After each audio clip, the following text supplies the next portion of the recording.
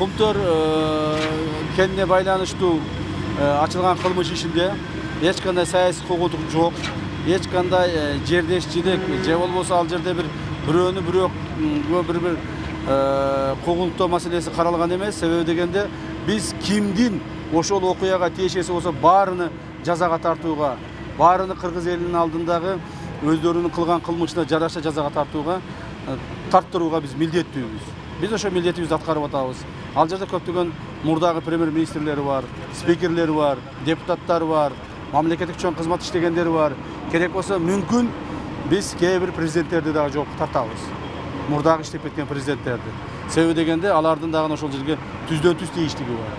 Ошол Кумтөр кенини акыркы 25 жылдан бери талап тоноп, ошонун тегерегинде интригаларды уюштурушуп, ошонун тегерегинде ошол биздин мамлекеттик чиновниктер марионетка болуп калгандыгын элибиз журтубуз баары көрдү. Эми мындан ары андай болбойт.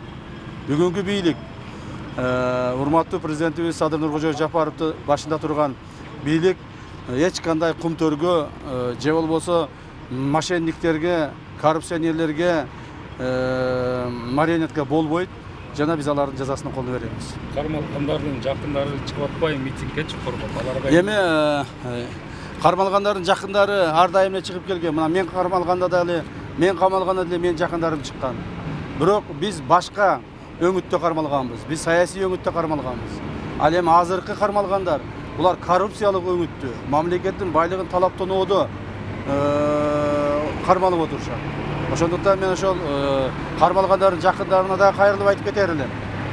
Эл үчүн, мамлекет үчүн, мамлекеттин келечеги үчүн биз эч кимди аябашыбыз керек. Бир тууганың болсо дагы, жакының болсо дагы, өзүңө ошол эң жакын адамың болсо дагы, эгерде ошол адам кайсыл бир деңгээлде коррупциялык иштерге катышы болсо, мамлекетке зыян келтирсе, ал жоопко тартылууга милдеттүү жана биз аны камсыз кылып беребиз.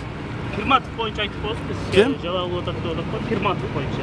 Эми мага көп адам жалаан жаап атат. Көбү айтып атат, ушул акча сураптыр деп атат. Дагы башка нерселерди айтып атышат. Мен Кудайга шүгүр Алла Тааланын алдында акмын, эл журтумдун алдында, мамлекеттин алдында акмын.